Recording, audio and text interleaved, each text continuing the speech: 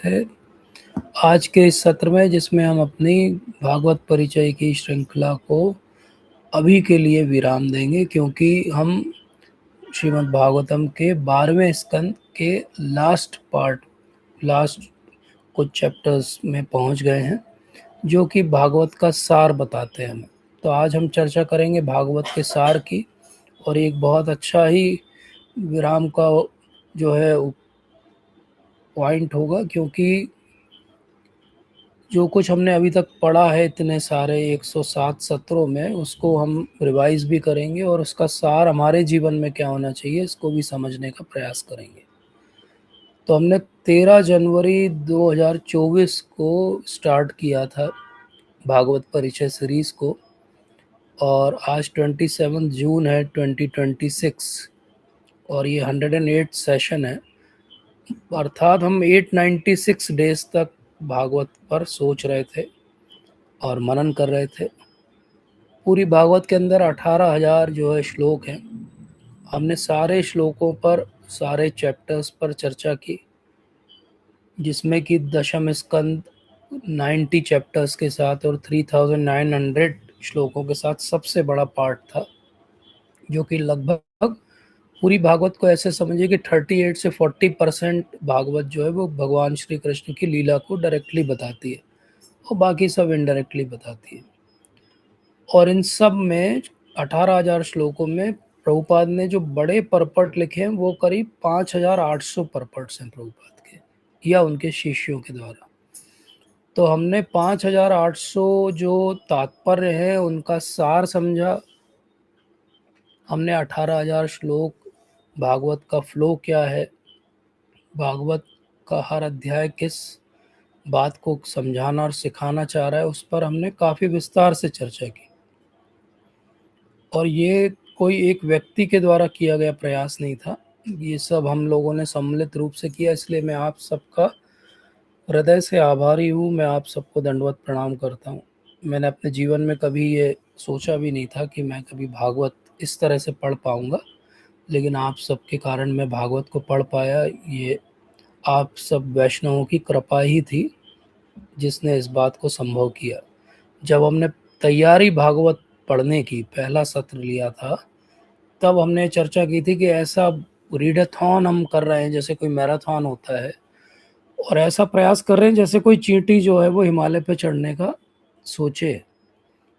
लेकिन भगवान की कृपा हो जाए तो चींटी भी बड़े बड़े पहाड़ को लांघ सकती है, पंगु व्यक्ति भी जो है वो बड़े बड़े पहाड़ों पे चढ़ सकता है, एक गूंगा व्यक्ति भी बोल सकता है अगर वो भगवान की बात बोलना चाहता है तो मैं अपने आप को बहुत भाग्यशाली समझता हूँ कि मैं आप सब लोगों के सानिध्य में और कृपा का पात्र हूँ, और आप सब लोगों की कृपा के कारण ही ये सत्र यहाँ तक पहुँच पाए।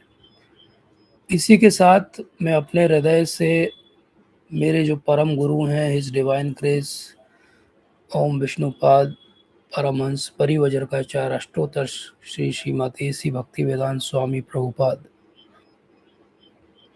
उन्होंने हमारे ऊपर इतनी कृपा की है भागवत के रूप में ये रत्न देकर, इसको शायद हम अभी समझ भी ना पाएं कि प्रभुपाद की कितनी कृपा है, क्योंकि हम तो भागवत को रत्न भी नहीं समझ रहे हैं। लेकिन जिस दिन भी समझेंगे तो हमें प्रभुपाद का हार्ड वर्क समझ में आएगा।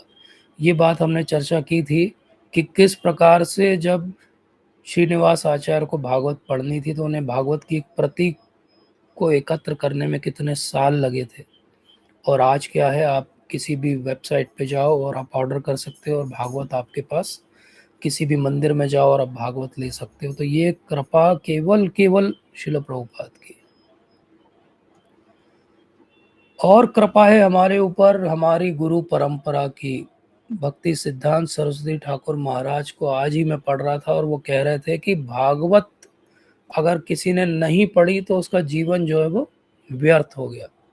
भागवत पढ़े बिना क्या हो गया, जीवन व्यर्थ हो गया। और हमारे पूर्ववर्ती आचार्य गणों में षड गोस्वामियों ने भागवत पर इतना कुछ लिखा, और भागवत के वो इतने रसिक जन थे कि हम देखते हैं कि रूप और सनातन गोस्वामी तो अपनी ड्यूटी आवर्स में भी जो है वो छुट्टी लेकर, सिक लीव लेकर घर में भागवत पढ़ा करते थे। और चैतन्य महाप्रभु, तो चैतन्य महाप्रभु तो हमेशा भागवत सुनते थे गदाधर पंडित के मुख से। और फिर मैं हृदय से आभारी हूँ वेद व्यास जी का, सुखदेव महाराज का, जिनके कारण ये भागवत उद्घाटित हुई। परीक्षित महाराज जिनकी कीर्ति गाथा हमने पिछले सत्र में भी गाई। और मैं बहुत बहुत आभारी हूँ परम पुरुषोत्तम भगवान श्री कृष्ण और श्रीमती राधा रानी का,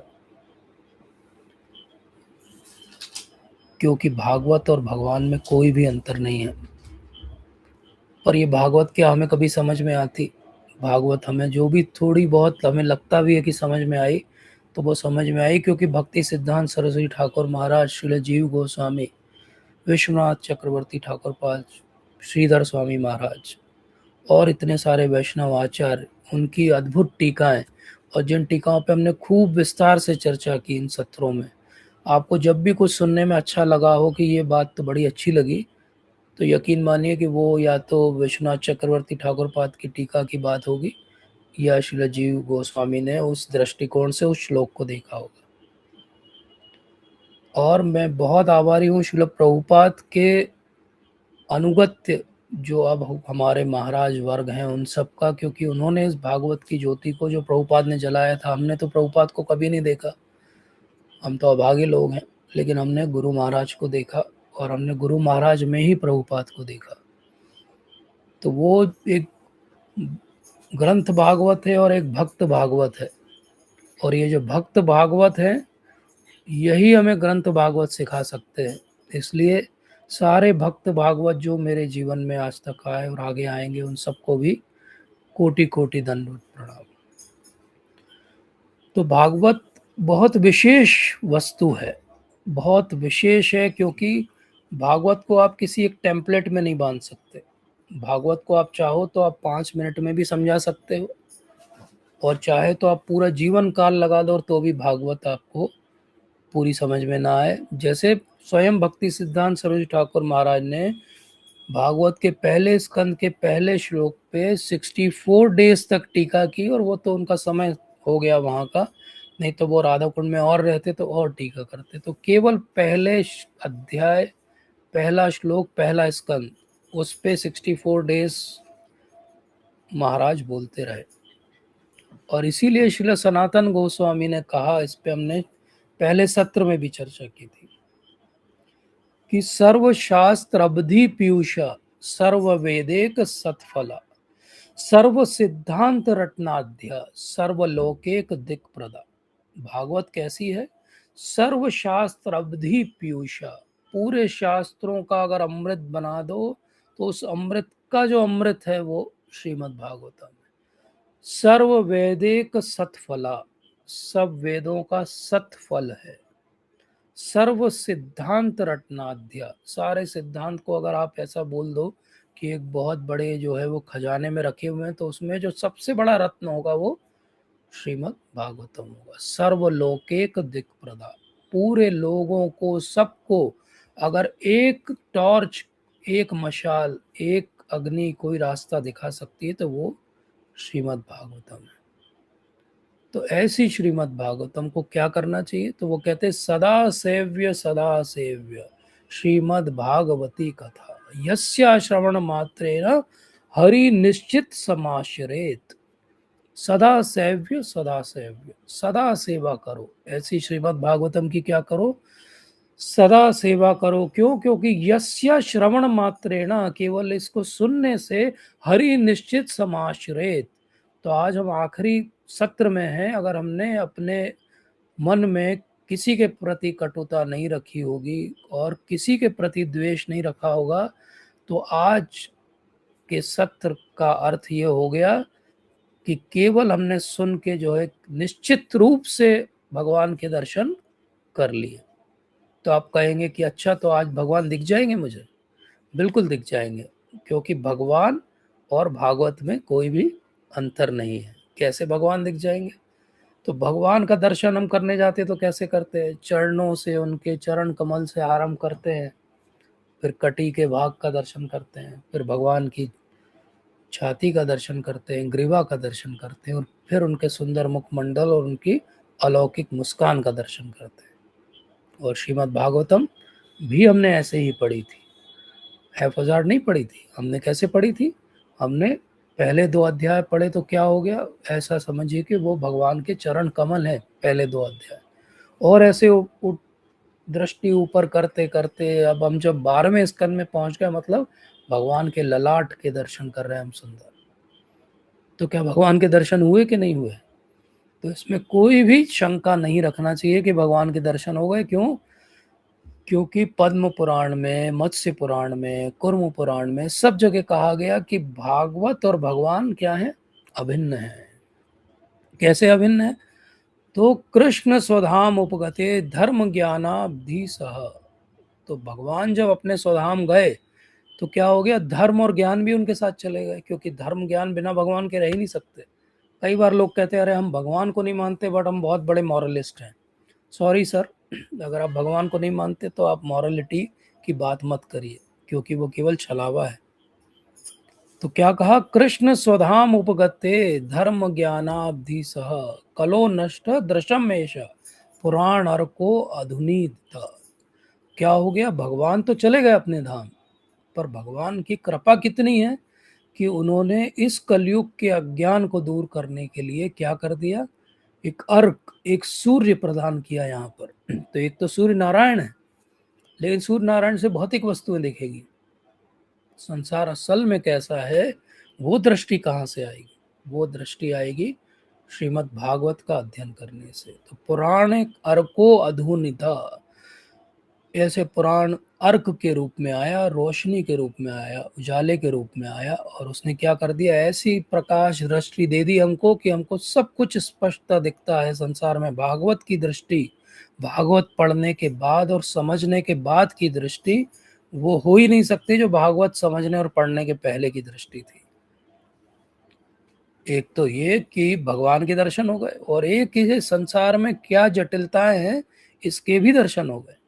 इसके भी दर्शन हो गए। हमने देख लिया कि पूरे संसार पे राज करने वाला भी एक हिरण के कारण एक और जन्म प्राप्त कर सकता है। इसका अर्थ क्या हुआ? कि हमारी तो कोई भी साथ नहीं है। हमने देख लिया कि करोड़ों पत्नियां होने के बाद भी पुत्र नहीं है, और पुत्र है तो वो दुख का कारण बन जाता है, चित्रकेतु महाराज। हमने देख लिया कि एक असुर, वृत्रासुर जो है, भगवान की भक्ति कर सकता है। और हमने ये भी देख लिया कि एक अजामिल जो ब्राह्मण कुल में पैदा हुआ है वो भी अपने पद से च्युत हो सकता है। तो यही संसार है, परिवर्तन ही संसार है। कोई भी परमानेंट नहीं है, ना कोई परिस्थिति परमानेंट है, ना कोई व्यक्ति परमानेंट है। आज जो अच्छा है वो आगे हो सकता है, ध्यान न रखे तो गड़बड़ा सकता है। इसीलिए भागवत की आवश्यकता है। भागवत ही है जो आपको सच में रास्ते पे रखेगी, अन्यथा आप कभी भी कंफ्यूज हो सकते हो। इसलिए जब भी श्रीमद् भागवतम के दर्शन करें, श्रवण करें, तो ये सोचे कि ये स्वयं भगवान है, भगवान की सीख है, शिक्षा है। आज ही मैं मेडिटेट कर रहा था तो मुझे ऐसा थॉट आया कि क्यों कह रहे हैं हम कि भगवान और भागवत अभिन्न है। मान लीजिए भगवान अभी सामने भी आ जाए तो मैं प्रणाम करूंगा और भगवान से क्या कहूंगा कि मेरे लिए जो उपयोगी हो ऐसा ज्ञान दीजिए, यही कहूंगा। तो भगवान ने तो बिना बोले वो सारा ज्ञान दे दिया कि बेटा ये पढ़ो, ये तुम्हारे लिए उपयोगी ज्ञान है। तो भगवान के इतने सुंदर जो दर्शन करते हैं हम भागवत में कि पादो यदि दो प्रथमा द्वितीयो, प्रथम और द्वितीय क्या है? पद कमल है भगवान के। तृतीयो यो कथेतु यदुद्रो, तृतीय और चतुर्थ जो हैं वो भगवान की जंघाएं हैं, और उसके बाद फिर भगवान की नाभि है, और फिर उसके बाद भगवान का वक्ष स्थल है, फिर भुजाएं हैं, फिर ग्रीवा है, और फिर भगवान के बहुत सुंदर दर्शन है। और जो भगवान की स्मित मुस्कान है वो क्या है? वो रास पंचाध्याय, ये सार है। तो भगवान ने ज्ञान दिया, भगवान की श्वास से क्या निकले? वेद निकले। जिन वेदों को कलेक्ट किया ब्रह्मा जी ने, वेद व्यास जी ने उन वेदों को क्या कर दिया? 4 भागों में विभक्त कर दिया। ये हम सुन चुके हैं। तो क्या कहा उन्होंने, 12वें स्कंद तक आते आते क्या कहा गया कि सर्व वेदांत सारम ही श्री भागवतम इष्यते तद रसामृत तृप्तस्य न अन्यत्र स्याद रति क्वचित। सारे वेदों का अगर सार निकालो, निचोड़ निकालो, तो उसको कहा जाता है श्री भागवतम। जैसे आयुर्वेद में बहुत सारी औषधियों से एक रस या रसायन तैयार किया जाता है जिससे वो उस कॉन्सेंट्रेशन में देने से बीमारी को दूर कर देता है। तो ऐसा है, जो रस का अमृत का पात्र हो गया, ये हो गया श्रीमद् भागवतम। और अगर किसी की इसमें रति हो जाए, लगाव हो जाए, आप लगा के देखो अपना मन, उसके बाद आपका मन कहीं भी नहीं लगेगा। न अन्यत्र स्याद रति क्वचित। अभी हम हमेशा ये प्रश्न पूछते हैं बार बार, हमारा मन भगवान में नहीं लगता है, हमारा मन भगवान में नहीं लगता है। भगवान में मन कैसे लगता है? भागवत में मन लगाने से। भागवत में मन लग गया, न अन्यत्र स्याद रति क्वचित। हो ही नहीं सकता कि और कहीं मन लग जाए, कि कोई प्रजल्प में मन लग जाए, कि कोई जो है वो सांसारिक वस्तु में मन लग जाए। कहीं भी मन नहीं लग सकता अगर भागवत में मन लग गया। इसीलिए भागवत के लिए कहा गया कि निम्न गानम यथा गंगा। नदियों में सबसे महान गंगा देवी। देवानाम अच्युतो यथा। देवों के देव कौन है? हमारे अच्युत भगवान। वैष्णवानाम यथा शंभु। वैष्णवों में कौन है? हमारे शंभु। ये तो लाइन हम बार बार कहते हैं जब शिवरात्रि आती है, ये वैष्णवानाम यथा शंभु। और आखिरी लाइन क्या है? पुराणाम इदम तथा। पुराणों में कौन है? तो गंगा जी नदियों में सबसे महान हो गई। सारे देवताओं में भगवान श्री कृष्ण हो गए। सारे वैष्णवों के जो अग्रणी हो गए वो शंभु हो गए। लेकिन पुराणों में सबसे आगे कौन खड़ा है? तो पुराण कितने हैं? पुराण तो 18 पुराण है। तो बोले पुराणों में सबसे अग्रणी आपने भागवत को बोल दिया। क्यों बोल दिया? बोले भागवत में लिखा है श्लोक। बोले भागवत तो लिखेगा ही भाई, अपनी प्रोडक्ट का तो हर कोई प्रचार करता है। ऐसी बात नहीं है। श्रीमद् भागवतम, श्रीमद् भागवतम, श्री लगा दिया, श्री लगा दिया। श्रीमती राधा रानी, सारा ऐश्वर्य, दैवी संपदा, सबका जो भंडार है वो श्रीमद् भागवतम है। केवल 2 ही पुराण हैं जिनमें आगे श्री लगाया गया, श्री विष्णु पुराण और श्रीमद् भागवत। क्यों लगाया गया श्री? क्योंकि यही 2 पुराण हैं जो विष्णु के संबंधित हैं, और ये 2 पुराण हैं जो भगवान की रास्ता भी दिखाती हैं। और क्योंकि ये सत्वगुणी है और हम सत्वगुण में पहुंचना चाहते हैं और सत्वगुण से भी ऊपर उठना चाहते हैं, तो ये 2 पुराण हैं जो उसमें हमारी सहायता कर सकती है। पुराणाम इदम तथा। तो पुराणों में अग्रणी कौन है? श्रीमद् भागवतम। इसीलिए कहा गया कि न केवल वेदों का सार, अगर वेदों का सार ऐसे भी कहा जाए कि वेदों का सब सार है, उसको कहा जाता है वेदांत सूत्र या ब्रह्म सूत्र। तो ब्रह्म सूत्र की नेचुरल कमेंट्री क्या है? बार बार चैतन्य महाप्रभु कहते हैं कि ब्रह्म सूत्र की नेचुरल कमेंट्री खुद वेद व्यास, जिन्होंने ब्रह्म सूत्र लिखे, उन्होंने ही भागवत लिखी सबसे, जब वो मैच्योर अपनी अंडरस्टैंडिंग में थे। और क्योंकि उन्होंने सबसे मैच्योर अंडरस्टैंडिंग में भागवत लिखी, इसलिए भागवत ब्रह्म सूत्र की नेचुरल कमेंट्री है। इसीलिए चैतन्य महाप्रभु जब प्रकाशानंद सरस्वती से मिलते हैं तो वो क्या इंस्ट्रक्शन देते हैं उनको? कहते हैं प्रकाशानंद सरस्वती जी, आप एक ही कार्य करिए। तो वो उनके शिष्य बन जाते हैं। कहते हैं जी महाप्रभु, क्या कार्य करूं मैं? तो एक इंस्ट्रक्शन देते हैं, वो कहते हैं आप भागवत पढ़ा करिए। आप भागवत पढ़ेंगे तो आप कितने बड़े मायावादी टीचर भी रहे होंगे, आपको भगवान का प्रेम स्वतः ही प्राप्त हो जाएगा। तो न केवल वेद का सार भागवत है, न केवल वेदांत सूत्र का सार भागवत है, जैसा हरि भक्ति विलास में कहा गया। महाभारत का सार भी जो है वो भागवत है। ऐसा क्यों कहा गया? क्योंकि महाभारत में बहुत सारे कैरेक्टर इंक्लूडिंग भगवान श्री कृष्ण थोड़े से क्लियर नहीं है। इसीलिए महाभारत की रचना करने के बाद भी वेद व्यास जी क्या थे? असंतुष्ट थे। तो नारद मुनि ने आके उन्हें क्या कहा था? आपने भगवान को इनफ ग्लोरिफिकेशन नहीं किया, आप वो करिए। फिर क्या किया वेद व्यास जी ने? भागवत की रचना की। इसीलिए भागवत के लिए भागवतम में कहा गया कि निगम कल्पतरु गलितम फलम। तो आजकल मैंगो का सीज़न है, आम को खाना अब तो छिलके निकालने पड़ते हैं, अंदर गुठली रहती है, कठिन काम है आम को खाना भी। लेकिन अगर ऐसा कोई आम बन जाए जिसमें छिलका भी नहीं हो, गुठली भी नहीं हो, रस ही रस हो, आप लो और रस की ऐसी नदी बहने लगे, वो है श्रीमद् भागवतम।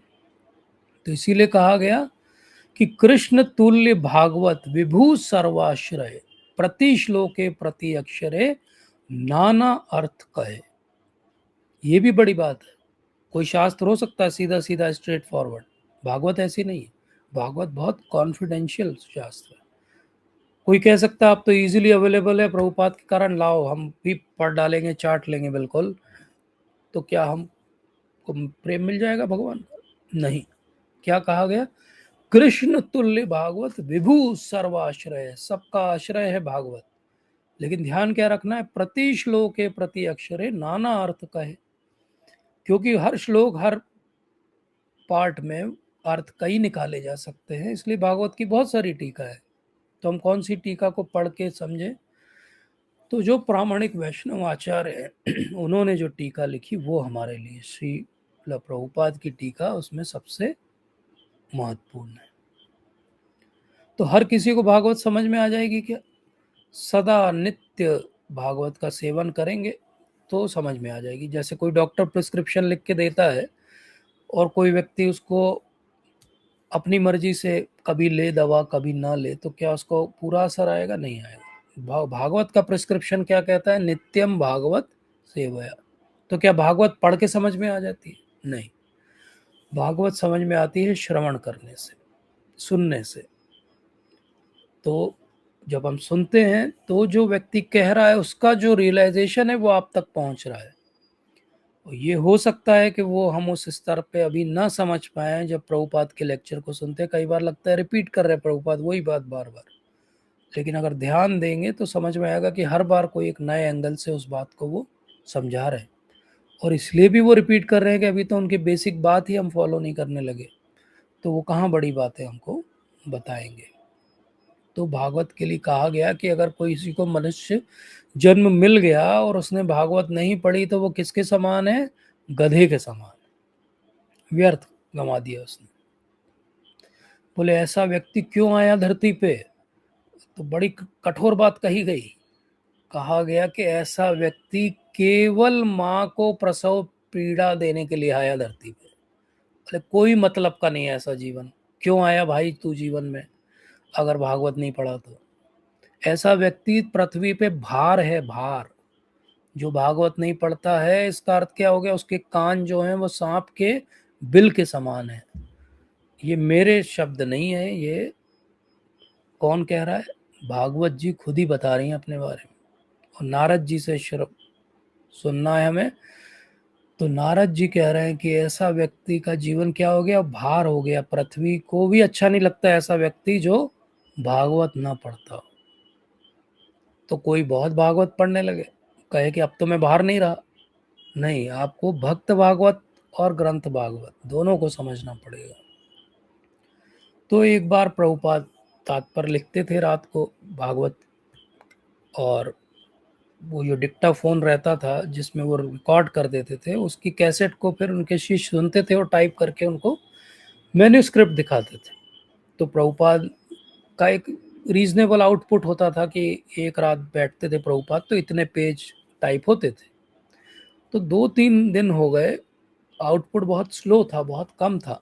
तो जो टाइप कर रहे थे, ट्रांसक्रिप्ट कर रहे थे, वो प्रभुपाद के पास आए और उन्होंने बोला कि प्रभुपाद अभी मैं देख रहा हूँ कि आपका थोड़ा सा कम हो गया, आप कम रिकॉर्ड कर रहे हैं, क्या हो गया है? आपकी तबीयत तो ठीक है?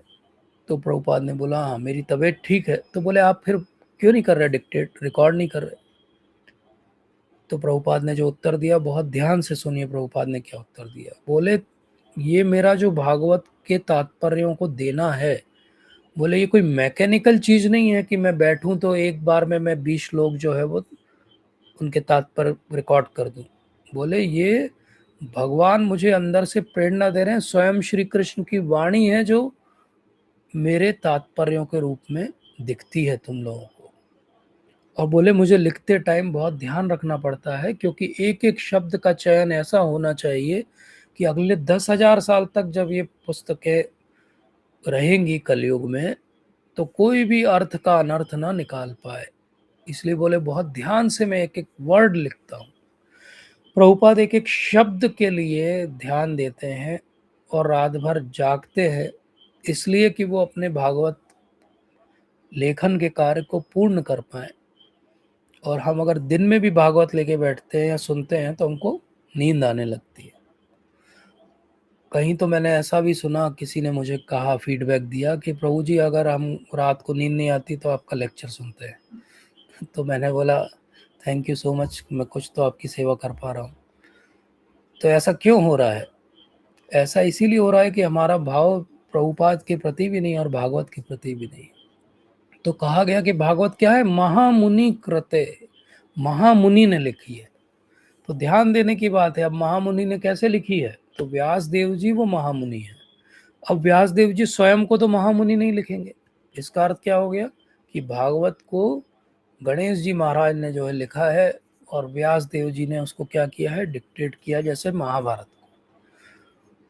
और वो जो लिखा गया है उसका बहुत गहरा अर्थ होगा, क्योंकि गणेश जी भी बुद्धि प्रदाता देवता हैं और उनकी खुद की भी बहुत तीक्ष्ण बुद्धि है।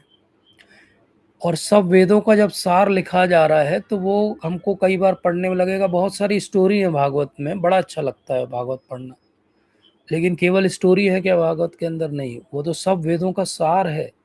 तो क्या हमने उस दृष्टिकोण से कभी भागवत को देखा कि सब वेदों का सार है, सब उपनिषदों का सार है, सारी पुराणों का सार है, वेदांत सूत्र का सार है, महाभारत रामायण सबका सार है भागवत।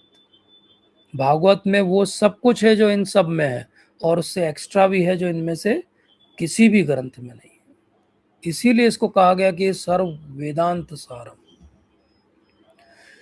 इसीलिए श्रीमद् भागवतम को बहुत ध्यान से अप्रोच करना चाहिए। कई बार हम जब महानता नहीं समझते भागवत की, तो हम बहुत इजीली चीपली जो है अप्रोच करते हैं। और ये अनफॉर्चुनेटली इंडिया में हो ही रहा है, बहुत ज़्यादा भी हो रहा है अभी। तो हर जगह भागवत सप्ताह हो रहे हैं, हर जगह भागवत की चर्चा हो रही है, हर जगह असंख्य भीड़ लग रही है, उमड़ रहे हैं लोग, बिल्कुल सुनना चाहते हैं। लेकिन परिवर्तन कितना हो रहा है? अगर भागवत सुना और जीवन में कोई परिवर्तन नहीं हो, 7 दिन बैठे बढ़िया सुने, म्यूजिक पे डांस किए, बढ़िया वाला प्रसाद मिल गया तो घर ले आए, उसको खाए और बोले बड़ा अच्छा लगा, तो एक्चुअली ख्याल रखना चाहिए कि श्रीमद् भागवतम पुराणम अमलम यद वैष्णवानाम प्रियम।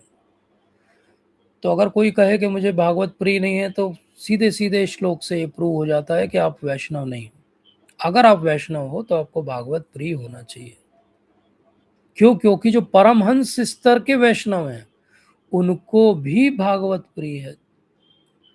तो जो कनिष्ठ से कनिष्ठ है उसको भी भागवत प्रिय है, और जो उत्तम से उत्तम भक्त है उसको भी भागवत प्रिय है। क्यों? क्योंकि भागवत ऐसी नरेशन है जिसमें सब कुछ है। अगर कोई बिल्कुल कर्मी होके सोचे और भागवत को अप्रोच करे तो उसके लिए भी कुछ सीख मिल जाएगी। और कोई बहुत ज्ञानी योगी ध्यानी हो जाए तो भी भागवत पढ़ेगा तो उसको कुछ मिलेगा। लेकिन सच में भागवत को कैसे पढ़ना चाहिए? तो उसको कहा गया कि तत्श्रवण सुपठन विचारणन परो भक्ति विमुच्येत नरा। कैसे पढ़ना है? श्रवणम, सुपठनम, विचारणम, 3 बातें करना है। तो जैसे हमने देखा था कि भागवत पढ़ने की वस्तु नहीं है, श्रवण करने की वस्तु। तो श्रवणम, श्रवण करके कॉन्सेप्ट बने, सुपठनम, फिर पढ़िए, फिर पढ़िए। अच्छा पढ़ लिया भाई, सुन भी लिया, बढ़िया। अब क्या करें? अब बड़ी बात है, ये दो तो बहुत लोग कर रहे हैं। विचारणम परो, उस पर विचार करो कि मेरे जीवन में क्या मैं इसमें से लगाऊं। और अगर ये 3 चीज कर ली, श्रवण कर लिया, सुपठन कर लिया और विचार कर लिया, तो भक्ति मिलना निश्चित है। भक्तिया विमुच्येत नरा, ऐसी भक्ति मिलेगी जो आपको यहाँ से छुड़ा देगी। आप जो है इस संसार से ही बाहर निकल जाओगे। तो हमने अभी तक क्या समझा? हमने ये समझा कि जो भी हमने भागवत में पढ़ा वो सार है पूरे वेदों का। तो 108 सत्रों में हमने सब वेद पढ़ लिए, सब पुराण पढ़ लिए, सब कुछ पढ़ लिया। इसके बाद पढ़ने को एक्चुअली कुछ बचा नहीं है। तो भागवत के अंदर क्या पढ़ा उसको अगर समझना हो तो बोले बहुत सारा है प्रभु जी, कैसे समझे? तो भागवत के अंदर ही उसका भी सूत्र दे दिया द्वितीय अध्याय में। द्वितीय स्कंद में क्या कहा गया? अत्र सर्गो विसर्गश्च स्थानम पोषणम उत्तय मनवंतरीशानुकथा निरोधो मुक्ति आश्रय। तो लगभग हर पुराण के अंदर ये 10 टॉपिक होते हैं जो मैंने नाम लिए, लेकिन पूरी तरह से 10 टॉपिक जो है केवल भागवत के अंदर समझाया गया। किसी पुराण में सर्ग और विसर्ग अर्थात भगवान के दिए हुए इंग्रेडिएंट और उससे ब्रह्मा जी कैसे सृष्टि करते हैं उसको ज्यादा समझाया। किसी के अंदर पोषण या उति के बारे में ज्यादा है ज्यादातर पुराणों में, लेकिन मनवंतर और ईशानु कथा ज्यादा है। लेकिन भागवत ऐसा है जहाँ अत्र सर्गो विसर्गश्च स्थानम पोषणम उत्तया मनवंतर ईशानु कथा निरोधो मुक्तिर आश्रय। 10 के 10 टॉपिक पूरी तरीके से कॉम्पैक्ट फॉर्म में दे दिए गए। तो बोले ये 10 के 10 टॉपिक समझ लिए हमने। तो क्या है 10वां टॉपिक? निरोधो मुक्ति आश्रय। आश्रय तत्व, आश्रय तत्व की व्याख्या केवल और केवल भागवत में है। जितने क्लियर फॉर्म में है उतनी कहीं भी नहीं है। तो कहा गया एते च अंश कला पुंसा कृष्णस्तु भगवान स्वयं। तो भागवत को अप्रोच करने का जो चश्मा है वो क्या है? कृष्णस्तु भगवान स्वयं। भगवान स्वयं कौन है? श्री कृष्ण है। तो अगर हमने समझ लिया कि ये सब वेदों का सार है, हमने समझ लिया इसमें 10 टॉपिक है, हमने ये भी समझ लिया कि इसमें आश्रय सबसे महत्वपूर्ण है, तो वो आश्रय कैसे लिया जाता है क्या ये भी भागवत में दिया हुआ है? तो उसका भी उत्तर है हाँ, भागवत में ये भी दिया गया।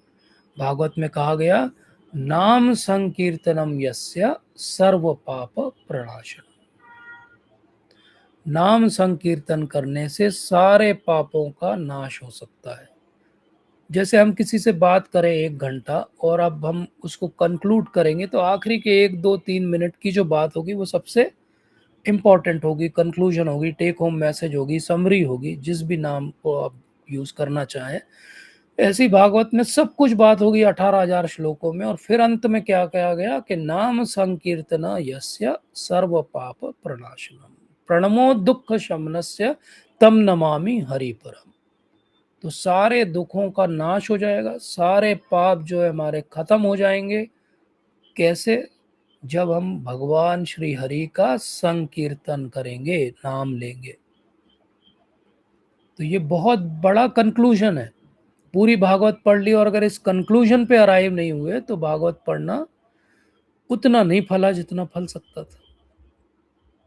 तो ये कैसे? जब भी भागवत महात्म्य पे चर्चा होती तो 2 कथाएं जरूर कही जाती है। एक कही जाती है कि कैसे भक्ति देवी से नारद मुनि जो है मिले, और वो तो फिर भी युवा हो गई थी वृंदावन में, लेकिन ज्ञान और वैराग्य अभी भी वृद्ध थे। और फिर क्या कहा गया? बोले इनको भागवत सुनाओ, ये क्या हो जाएंगे?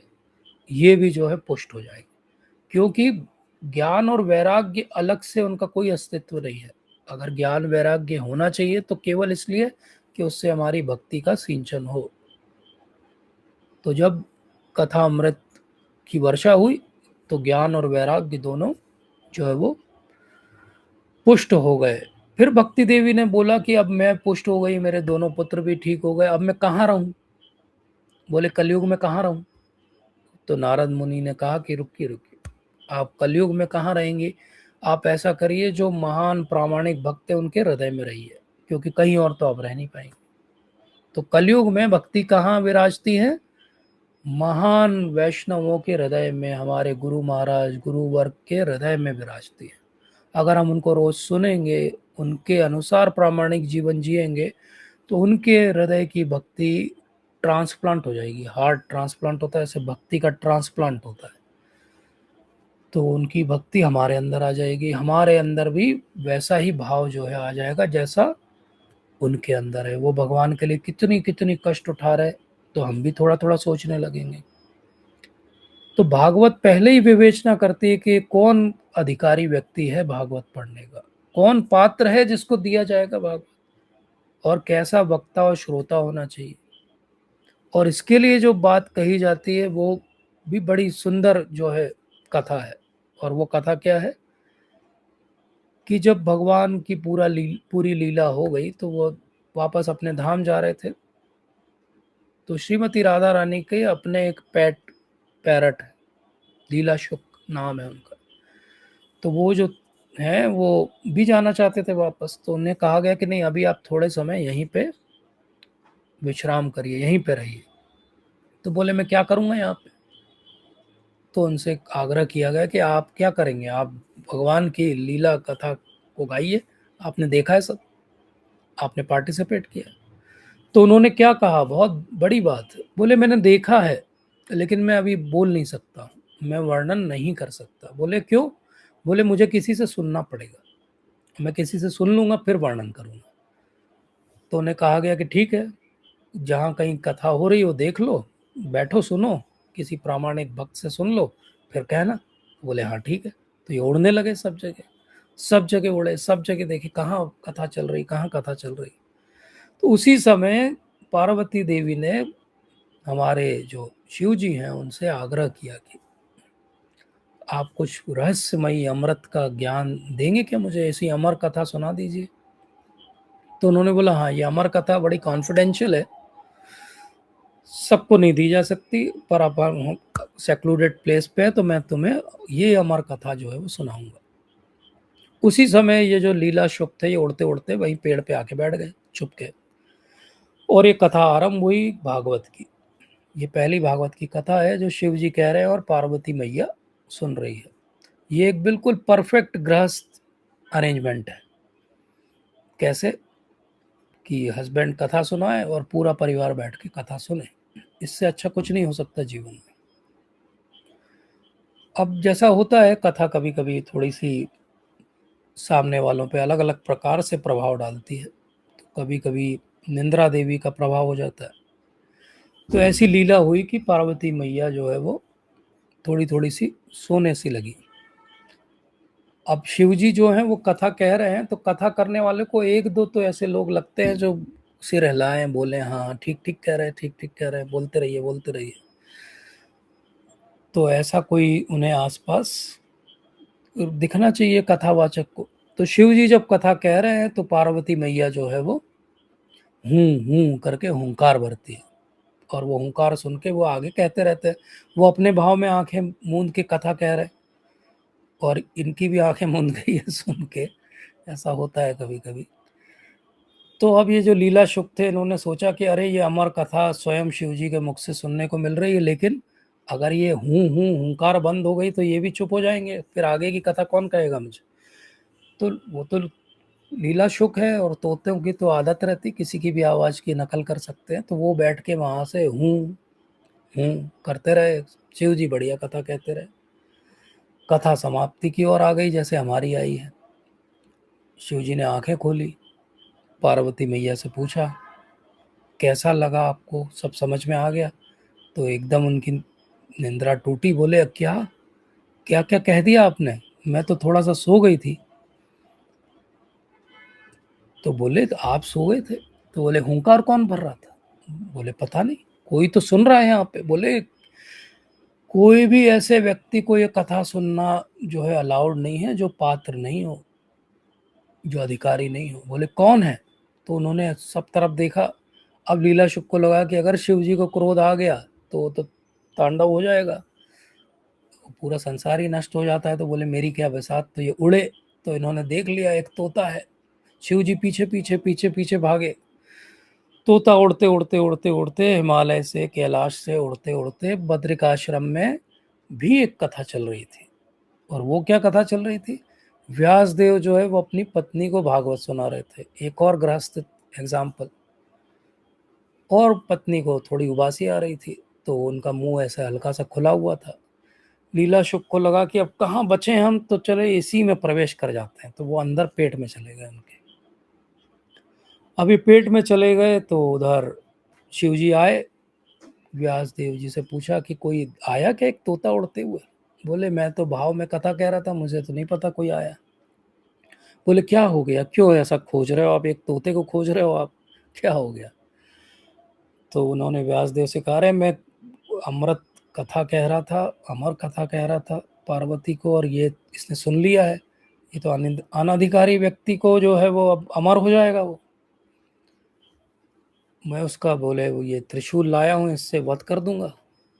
तो व्यासदेव ने उनका क्रोध शांत किया और उनको बोला कि अरे आपने तो कहा अभी कि आपकी अगर पूरी कथा कोई सुन लेगा तो अमर हो जाएगा। बोले वो पूरी कथा सुन चुका है, वो तो हो गया अमर, आप भी उसको उसका वध नहीं कर पाएंगे। तो शिव जी एकदम सोचते हैं, हाँ ये तो सही कह रहे हो आप, वो तो अमर हो गया है। बोले ठीक है, फिर अब अमर हो गया तो मैं जाता हूँ। वो जो अंदर प्रवेश किया है लीला शुक ने, वही बाद में व्यास देव जी के पुत्र बने सुखदेव गोस्वामी महाराज। तो उनका जन्म सफल हो गया, राधा रानी की सेवा और उसके बाद इतने प्रामाणिक वैष्णव के मुख से कथा का श्रवण, और उसके बाद व्यास देव के कुल में उनका जन्म। लेकिन इतने सफलतम सीवी के बाद भी उन्होंने बोला कि मैं तो बाहर नहीं आऊँगा इस संसार में, क्योंकि मैं तो कथा सुन चुका हूँ, ये संसार तो पैदा होने लायक जगह नहीं है, मैं बाहर नहीं आऊँगा। अंदर से उनकी बात होती थी व्यासदेव से, तो वो कहते व्यासदेव को कि मैं बाहर नहीं आ रहा, मैं यहीं रहूँगा। तो उनको गर्भ में जो कष्ट हो रहा है वो सहन कर लेंगे वो, लेकिन वो संसार का कष्ट सहन नहीं करना चाहते। और हम सबके साथ क्या हुआ था, हमें जब गर्भ में कष्ट हुआ था तो हमें भगवान की याद आई थी, हमें पिछले जन्मों की याद आई थी। हमने भगवान से हाथ जोड़ के कहा था, भगवान बस एक बार यहाँ से बाहर निकाल दो, मैं इतनी अच्छी भागवत पढ़ूंगा कि बस ये आखिरी जीवन होगा किसी माँ के गर्भ में। लेकिन हुआ क्या, जैसे ही हम बाहर आए हमें सब भूल गए, जैसे ही हमारा नया नाम रखा गया। तो ये सुखदेव महाराज 16 साल हो गए बाहर नहीं आना चाहते हैं। बोल व्यासदेव कहते हैं, अरे मैं तुम्हें इतनी अच्छी शिक्षा दूंगा कि तुम पे ये माया कोई कार्य नहीं करेगी। तो सुखदेव महाराज अंदर से बोलते हैं कि पिताजी आप तो खुद ही गृहस्थ हो और माया में फंसे हुए हो, आप क्या गारंटी दे रहे हो? तो बोले बात तो सही कह रहे हो बेटा तुम। तो बोले क्या करूं, किसकी गारंटी चल जाएगी? बोले किसको ले आऊं? बोले अरे माया के अधिपति तो भगवान है, बोले उनकी ही गारंटी चलेगी और किसी की नहीं चलेगी। तो बोले अच्छा ठीक है। व्यास देव जी बद्रिकाश्रम से पैदल गए, कहाँ पर? द्वारका में। द्वारकाधीश से मिले, वो बोले कि आप माया के अधिपति हैं, आप आके एक बार अश्योरेंस दे दो तो वो बाहर आ जाएगा। बोले अच्छा ऐसा है। तो भगवान आते हैं और भगवान अश्योरेंस देते हैं। तो फिर सुखदेव महाराज कहते हैं ठीक है, I will come at out at the appropriate time. जब वो बाहर आते हैं तो क्या करते हैं, वो बाहर आए और चलना आरंभ कर देते हैं वन की तरफ। वो पीछे मुड़ के देखते भी नहीं है। वैष्णव आश्रय गोस्वामी महाराज जब ये कथा करते हैं तो वो कहते हैं कि वो पीछे मुड़ के ये भी नहीं देखते हैं कि उनकी माता काली है कि गोरी है, वो ये भी नहीं देखते कि उनके पिताजी को दाढ़ी है कि नहीं है। पॉइंट इज कि he doesn't wait for a second and he just walks out. इसके आगे की कथा हमने पिछले सत्रों में जब फर्स्ट कैंटो पढ़ रहे थे सुनी है कि कैसे व्यास देव जी पीछे पीछे जाते हैं और फिर वो सुनते नहीं हैं और आगे बढ़ जाते। तो ऐसे हैं सुखदेव गोस्वामी जो कथा कहेंगे तो कहने वाले का स्तर क्या है, उच्चतम स्तर है। लेकिन अभी जो वो दिखा रहे हैं दर्शा रहे हैं वो कैसा है कि वो भगवान का जो है वो निराकार ब्रह्मवादी ऐसा स्वरूप की पूजा कर रहे हैं। व्यासदेव जी के कुछ शिष्य हैं, उनको व्यासदेव जी कहते हैं कि वो जहाँ तपस्या कर रहे हैं बस तुमको 2 श्लोक में सिखा रहा हूँ, वो उसके सामने बोलते रहना, वो एक दिन जब सुनेगा बोले बाकी सब ये श्लोक ही कर देंगे। वो पहला श्लोक उसमें से क्या है, अहो बकीयम स्तन कालकूटम। बोले अरे बकी जो आई थी बकासुर की बहन, स्तनों पे जहर लगा के आई थी। बोले क्या करने के लिए? बोले भगवान को मारने के लिए। तो क्या हुआ भाई? बोले उसको भगवान ने धात्री की गति दे दी, माता की गति दे दी। इतना दयालु अगर कोई है तो क्या मैं उसकी शरण नहीं लूंगा? कोई मूर्ख ही होगा जो उसकी शरण नहीं लेगा। सुखदेव महाराज ने जब ये श्लोक सुना तो उनके दिमाग के सारे शॉर्ट सर्किट हो गए। सारा कुछ सोचा था, सब उथल पुथल हो गया। उन्होंने सोचा ऐसा भी कोई दयालु हो सकता है। बोले ऐसा कैसे कोई दयालु हो सकता है, मुझे तो समझ में नहीं आता है। तो वो जाते हैं उन शिष्यों के पास, बोले कहाँ का श्लोक है, सोर्स क्या है इसका। बोले वेद व्यास जी ने एक रचना की है भागवत, उसका श्लोक है। बोले अरे वाह बड़ा सुंदर। बोले और कुछ आता है आपको। बोले हाँ एक श्लोक और सीखा हमने उनसे, वो भी सुना दें क्या आपको। बोले हाँ सुनाओ सुनाओ। तो फिर वो भगवान के सुंदर रूप का, तो एक में सुंदर गुण का वर्णन कर दिया, कितने दयालु।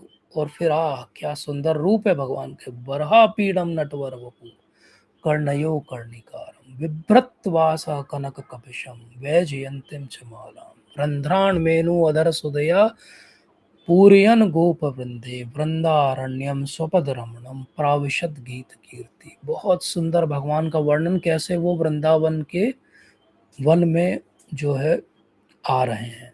कैसे आ रहे हैं, बरहा पीड़म नटवर वपु कर्णयो कर्णिकारम, बहुत सुंदर फूलों से सुसज्जित हैं, ऐसे नटवर वेश धर के वो आ रहे हैं, वैजंती की माला पहन के। और क्या कर रहे हैं वो, रंध्राण वेणु अधर सुदया, बहुत सुंदर जो है वो बांसुरी बजा रहे हैं। और पूरा वृंदावन जो है उनकी तरफ आकर्षित है। तो अपने सिर पे जो उनका मोर मुकुट है, वहां से लगा के नख से शिख तक भगवान इतने सुंदर हैं, इतना सुंदर कोई भी नहीं है। जब सुखदेव महाराज इस वर्णन को सुनते हैं तो वो बोलते हैं जिसके गुण इतने, जिसका रूप इतना, बोले मैं कहाँ ये निर्विशेषवादी बनाऊं। और वो तुरंत अपने पिता के पास जाते हैं, मुझे भागवत सिखाइए। और जब भागवत सीखते हैं वो, तो वो भागवत सीख के कहाँ क्रियान्वित होती है, जब परीक्षित महाराज को श्राप लग जाता है। और वो एक प्रश्न पूछते हैं, सारे ऋषियों के बीच में बैठे हैं, बड़े बड़े सीनियर सब बैठे हैं, मरणासन व्यक्ति को अपने जीवन में क्या करना चाहिए। तो सब चुप है। बोले क्या करना चाहिए, ध्यान करना चाहिए। बोले उसमें तो बहुत साल लगते हैं। ज्ञान प्राप्त करना चाहिए, बोले वो तो संभव नहीं है। तपस्या करना चाहिए, मन पे नियंत्रण करना चाहिए। क्या करना चाहिए कि उसकी गति सही हो जाए। और जिसके पास केवल 7 दिवस हैं उसे क्या करना चाहिए। तो फिर सुखदेव महाराज वहां पर आते हैं और सुखदेव महाराज कहते हैं मैं आपको बताऊंगा परीक्षित कि एक मरणासन व्यक्ति को अपने जीवन में क्या करना चाहिए। और ये जो कथा हुई, सुखदेव महाराज ने कही और परीक्षित महाराज ने सुनी। 7 दिवस बिना ब्रेक के, बिना किसी खाने पीने के, बिना किसी निंद्रा के पूरे समय सुनी। उसको वहां पे दत्त चित्त होके किसने सुना, सुत गोस्वामी ने। और जब वो शौनक आदि ऋषियों से मिले, जो 88,000 ऋषि एक जगह बैठ के तपस्या कर रहे हैं कि कराल कलयुग आएगा तो क्या होगा, बोले इसका कुछ उपक्रम कर सकते हैं। तो उन्होंने बोला हाँ मैंने सुना है सुखदेव महाराज से क्या कर सकते हैं, वही मैं आपको बताऊंगा। तो वो कथा जो शिव जी ने कही थी पार्वती मैया को, वो कथा जो व्यास देव जी ने लिखी नारद मुनि के कहने पे, और जो अपने पुत्र सुखदेव को समझाई और सिखाई, वही कथा जब उन्होंने परीक्षित महाराज को सुनाई और उसको सुखदेव महाराज के मुख से सुध गोस्वामी ने भी सुना, और उन्होंने शौनक आदि ऋषियों को जो कथा कही, वो कथा है वो भागवत, जिसको हमने श्रवण किया इतने सारे सत्रों में। ये वही कथा है जिसके लिए गोपियां कहती कि तव कथामृतम तप्त जीवनम। जीवन में कठिनाई कम है क्या, किसी के भी जीवन में कठिनाई नहीं है ऐसा कह ही नहीं सकता। लेकिन सबसे अच्छी बात क्या है, सारे जीवन की कठिनाई दूर हो सकती है कथामृत से। क्यों, क्योंकि भगवान जब स्वधाम गए तो यहाँ पे कौन सा सूर्योदय हो गया, अज्ञान को दूर करने के लिए भागवत का सूर्य। अब भागवत जो सुत गोस्वामी ने शौनक आदि ऋषियों को कही, वो लिखी गई, और वो जो भागवत है वो हमारे सामने है। लेकिन इसको किस भाव से पढ़ना, सुनना या कहना चाहिए, तो इसके लिए हमने देवानंद पंडित की कहानी को सुना था। कि किस प्रकार से चैतन्य महाप्रभु ने देवानंद पंडित, जो बहुत प्रकांड भागवत के ज्ञाता थे, उनके लिए कहा कि इनको कभी भी भगवान का प्रेम नहीं मिलेगा करोड़ों जीवन में। तो लोगों ने पूछा ऐसा क्यों? बोले इन्होंने एक बहुत बड़ा अपराध किया है भक्त के प्रति। बस श्रीवास ठाकुर जब गए थे इनकी कथा सुनने और ये भाव में जब आ गए श्रीवास ठाकुर, तो इनके शिष्यों ने देवानंद पंडित के उठा के उनको बाहर पटक दिया। बोले डिस्टर्ब करता है आदमी। बोले देवानंद पंडित ये समझ नहीं पाए कि भक्त का भाव क्या होता है, और क्योंकि भक्त भागवत को नहीं समझ पाया तो ग्रंथ भागवत वो कितना भी पढ़ ले कुछ भी नहीं हो सकता। तो देवानंद पंडित का उद्धार कब हुआ? जब बाद में वक्रेश्वर पंडित की उन्होंने सहायता की। तब महाप्रभु जब फिर से उनसे मिले तो उन्होंने कहा हाँ अब तुम्हारा उद्धार जरूर होगा। और वहां पे उन्होंने बहुत अच्छा एक इंस्ट्रक्शन दिया जिसको स्वरूप दामोदर गोस्वामी ने चैतन्य चरितामृत में अपने मुख से हमें बताया। और वो क्या? यह भागवत पढ़ वैष्णव स्थान है, एकांत आश्रय कर चैतन्य चरण है। भागवत समझना है तो चैतन्य महाप्रभु के चरण कमल का आश्रय लेके समझना पड़ेगा, क्योंकि भागवत तो उसके पहले विद्यमान थी 500 साल पहले, लेकिन कितने लोगों को भागवत समझ में आई? जब महाप्रभु आए तो उन्होंने भागवत का सही परपट हमें समझाया। नहीं तो लोग यही कहते थे कि भागवत में तो श्रीमती राधा रानी का कहीं नाम ही नहीं। तो बोले क्या करो? यह भागवत पढ़ वैष्णवे स्थाने, एकांत आश्रय कर चैतन्य चरणे, चैतन्य भक्तेरगण नित्य कर संग, तबे जानी में सिद्धांत समुद्र तरंग। बोले चैतन्य महाप्रभु के भक्तों का नित्य संग करने के बाद आपको भागवत भागवत के रूप में समझ में आएगी। आपको ये समझ में आएगा कि ग्रंथ भागवत और भक्त भागवत दोनों आवश्यक है। तो जैसे शालिग्राम जी को कोई प्राण प्रतिष्ठा की आवश्यकता नहीं है, जैसे तुलसी महारानी को कोई प्राण प्रतिष्ठा की आवश्यकता नहीं, जैसे गंगा जल जैसा भी हो शुद्ध होता है, ऐसे श्रीमद् भागवतम को कोई प्राण प्रतिष्ठा की आवश्यकता नहीं।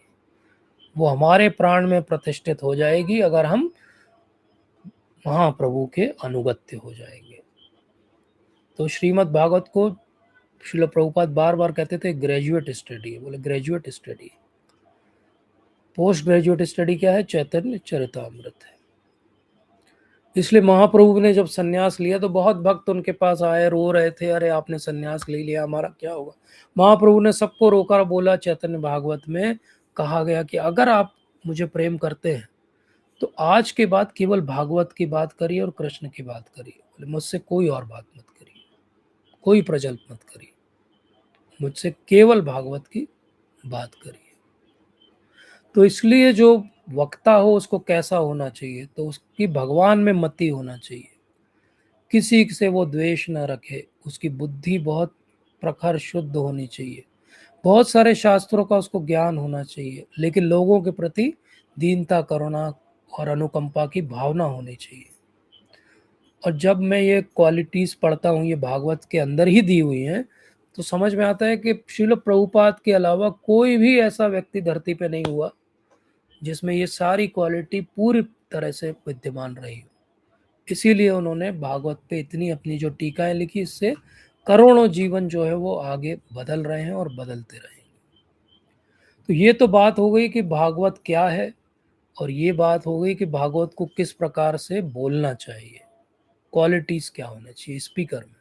सुनने वालों से भी कुछ आग्रह करती है भागवत। और हम सब धुंधुकारी और गोकर्ण की कथा को जानते हैं कि जब गोकर्ण जी ने धुंधुकारी के उद्धार के लिए जो प्रेत योनि में था, जब कथा करना आरंभ की तो 7 दिवस की कथा वहीं से पहली बार आरंभ हुई। और धुंधुकारी जो है एक बांस में 7 जो है वो जॉइंट्स थे, उनमें था अंदर, एक एक करके जॉइंट टूटते गए। और 7वें दिवस जब 7वां जॉइंट टूटा और धुंधुकारी की प्रेत योनि से मुक्ति हो गई। लेकिन बाकी लोग जो गांव वाले बैठ के सुन रहे थे, उनमें से किसी के लिए कोई विमान नहीं आया। तो लोगों ने प्रश्न किया ये क्या हो गया? तो बोले इसने ठीक से सुना। बोले बाकी ने ठीक से नहीं सुना। बोले प्रेत ने बिल्कुल निराहार रह के सुना। बोले दत्त चित्त होकर सुना, क्योंकि उसको मालूम था भाई मेरा उद्धार बस ये गोकर्ण कर सकता है, नहीं तो मेरा तो बहुत कष्टमय जीवन है। और वहां जो बैठे थे उनको क्या सता रही थी चिंता? अभी शाम के खाने में क्या बनने वाला है, हम कितनी बजे सोने वाले हैं, हमारा क्या कार्य रह गया जो कल करना है हमें। तो क्योंकि मन पूरे तरह से लगा नहीं था तो इसलिए नहीं हुआ। इसीलिए कहा गया कि हाँ, फिर से कथा कही गई 7 दिवस। बोले अब हम ध्यान से सुनेंगे। जब ध्यान से सुने तो सबका उद्धार हो गया। तो ये बात है कि श्रोता कैसा होना चाहिए। तो खुद पद्म पुराण में सुत गोस्वामी बताते हैं कि श्रोता कैसा होना चाहिए। बोले कई प्रकार के श्रोता होते हैं। बोले एक होता है चातक के जैसा। जैसे चातक होता है, पूरे समय ऊपर देखता रहता है, एक बूंद ओस की जब गिरेगी तो वो मैं पीऊंगा। और कितनी बड़ी बात है कि चातक चाहे नदी के किनारे पेड़ पे बैठा, वो नीचे उतर के पानी नहीं पीता नदी में से। ये बहुत बड़ी बात है। महाराज एक बार इसी को समझाते हुए कहते हैं कि चातक ऊपर देखता रहता है, बारिश होती है, बादल गरजते हैं, बिजली कड़कती है, कई बार बिजली चातक के ऊपर भी गिर जाती है, लेकिन चातक फिर भी ऊपर ही देखता रहता है। बोले भक्ति का जीवन भी ऐसा ही होना चाहिए। कितनी भी बिजली गिरे, हम तो ऊपर ही भगवान की तरफ देखते रहेंगे। बोले दूसरे श्रोता कैसे होते? बोले हंस की तरह होते। बोले दूध में जो है वो पानी मिला दो, और क्षीर सागर का जो हंस है, मानसरोवर का, उसके अंदर क्वालिटी है, फिल्ट्रेशन सिस्टम है उसका, वो दूध अलग कर देता है, जल छोड़ देता है। तो हंस जैसा श्रोता क्या होता है? वो सार निकाल लेता है। जो श्रोता सार निकाल सके वो हंस है। जो बिल्कुल ध्यान से सुने वो चातक है। तीसरे प्रकार के श्रोता होते हैं जो तोते जैसे होते हैं। तोते की क्या इच्छा रहती है? बोलता है, वो सुन लेता है तो बोलता है। तो बढ़िया श्लोक सुन लेता है तो बोलता है, उपदेश कुछ बढ़िया सुन लेता है तो बोलता है। तो उसको सुनना इसलिए है क्योंकि उसको बोलना है। वो कितना समझता है वो कुछ नहीं समझता है, वो केवल सुनता है और बोलता है। ऐसा श्रोता तोता होता है। और एक होता है मछली जैसा श्रोता। मछली जो है, पलकें नहीं होती मछली की, तो अपलक जो है देखता रहे, पूरे समय ध्यान लगा के इतना भाव में चला जाए कि मुंह से एक शब्द भी ना निकले। तो जहाँ तोता श्रोता जो बोलता बहुत है, मछली श्रोता बोलता नहीं है, वो केवल सुनता रहता है। तो ये तो 4 अच्छे उत्तम प्रकार के श्रोता हो गए। इनमें से कोई भी बन सकते हैं। बोले कुछ श्रोता ऐसे भी होते हैं, सुध गोस्वामी कहते हैं, बोले जैसा नहीं बनना चाहिए। बोले एक श्रोता होते हैं भेड़िए जैसे, वृक जैसे। बोले वृक क्या होता है?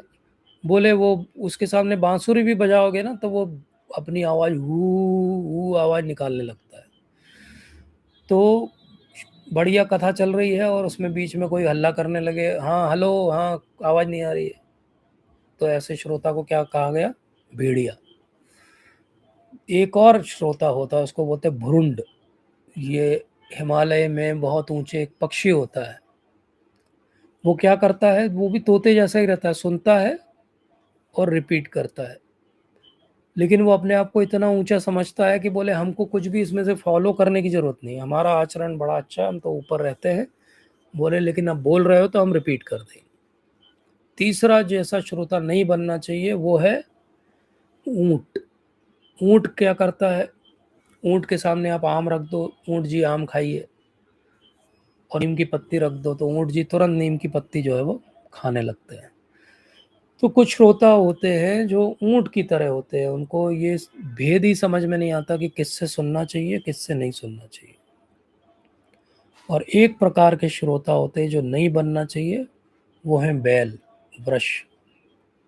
क्योंकि उसके साथ भी ऊंट जैसा ही हाल है।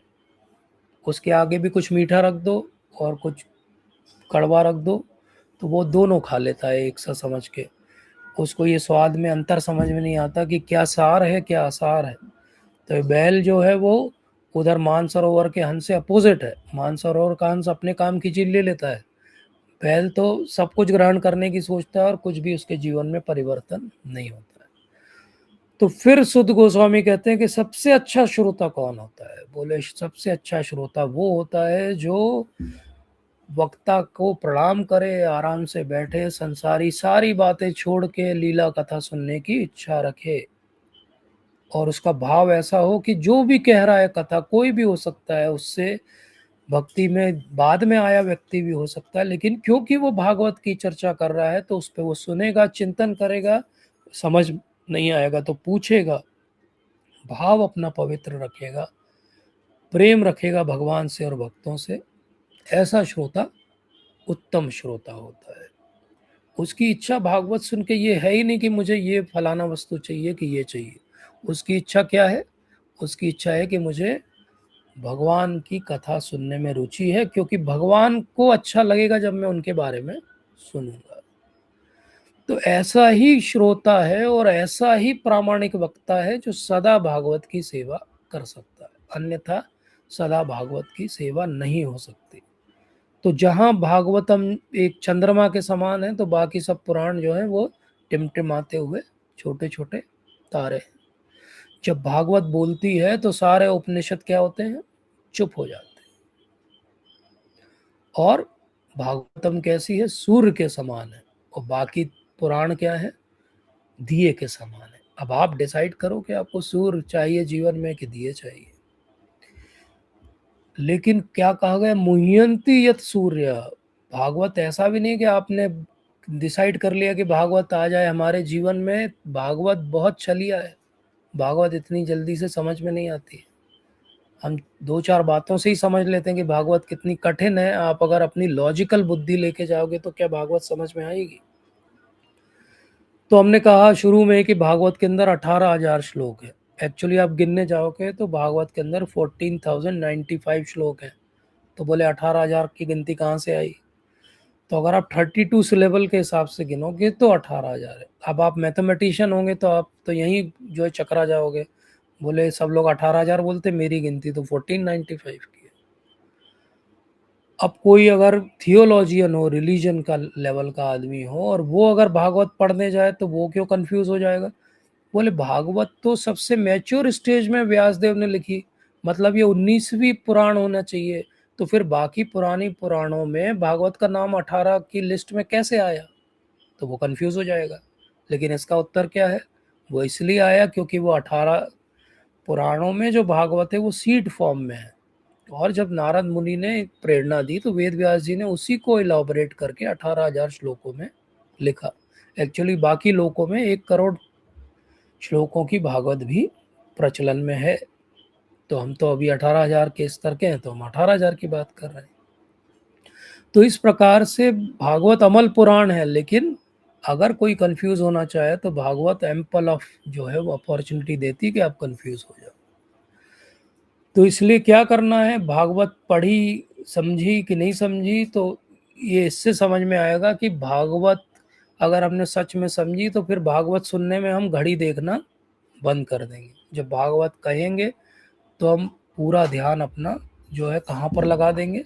भागवत पे लगा देंगे। और अगर हम घड़ी देखेंगे मतलब हमने अभी भी भागवत को रसास्वादन करना आरंभ नहीं किया। तो वो कहते हैं कि मद एक बंधु, मद संगिन, मद गुरु, मद महाधन, मद निस्तार का, मद भाग्य, मद आनंद, नमोस्तुते। ये भागवत के बारे में सनातन गोस्वामी लिखते हैं। मद एक बंधु, मेरा एक बंधु अगर कोई है तो वो भागवत है। मेरा कोई संगी है तो भागवत है। मेरे गुरु हैं तो भागवत है। सबसे बड़ा धन है तो भागवत है। मुझे यहाँ से कोई छुड़ा के ले जाएगा तो भागवत है। मेरा भाग्य भी क्या है? भागवत है। और मेरे जीवन का आनंद भी क्या है? भागवत है। तो इस बात पे हम आज के सत्र को विराम देंगे कि आप सब लोग मुझसे वरिष्ठ हैं, भक्ति में भी, जीवन में भी और भागवत के प्रेम में भी। लेकिन आप सब लोगों ने सत्रों में ध्यान से मुझे सुना, ये सब आपका भागवत प्रेम को दर्शाता है। जैसे मैंने सत्र के आरंभ में शिल प्रभुपाद और अपनी परंपरा को प्रणाम किया, इसी प्रकार से मैं सत्र के अंत में भी कुछ व्यक्तियों का नाम लेकर उन्हें प्रणाम करना चाहता हूँ। शिल प्रभुपाद जो इस्कॉन के फाउंडर आचार्य हैं, मेरे गुरुदेव परम पूज्य राधानाथ स्वामी महाराज, गौर गोविंद स्वामी महाराज, राधा गोविंद स्वामी महाराज, गोपाल कृष्ण गोस्वामी महाराज, महाविष्णु गोस्वामी महाराज, इन सब के ही जितने भी व्याख्यान थे भागवत के, उन्हीं का सार मैंने आपके सामने इन सत्रों में प्रस्तुत किया। मेरे शिक्षा गुरु श्रीमान गौरांग प्रभु, श्रीमान रोहिणी प्रिय प्रभु, राधा गोपीनाथ प्रभु, ब्रज बिहारी प्रभु, गौरांग दर्शन प्रभु जी, बलराम शक्ति प्रभु जी, पवनेश्वर प्रभु जिनके माध्यम से हमने कॉस्मोलॉजी सीखी थी, और चैतन्य चरण प्रभु जी, इन सब के कारण ही मैं ये सब प्रस्तुत कर पाया। और हमारे भक्त जिनमें प्रमुखता मैं कुछ नाम लूँगा, कुछ नाम मुझसे छूट जाएँ तो क्रोधित मत होइएगा।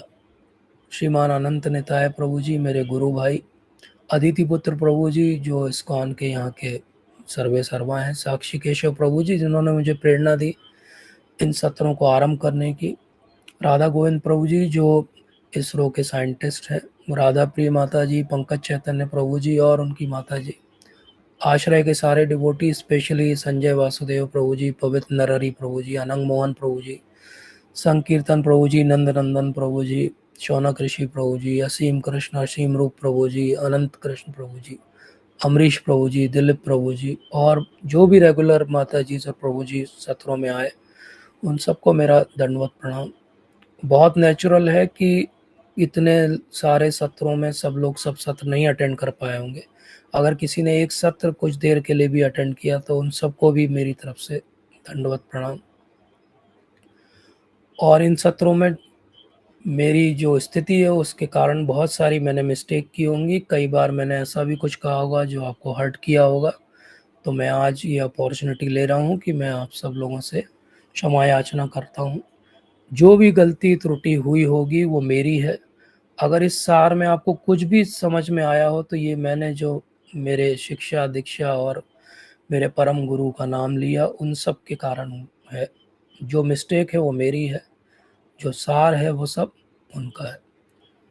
दिलीप प्रभु जी ने आज मैसेज किया कि आपने लिखा कंक्लूजन, लेकिन भागवत तो कभी कंक्लूड नहीं होती। ये बात बिल्कुल सही है, भागवत कभी रुकती नहीं है, भागवत तो जीवन है, हमारा जीवन प्राण धन है।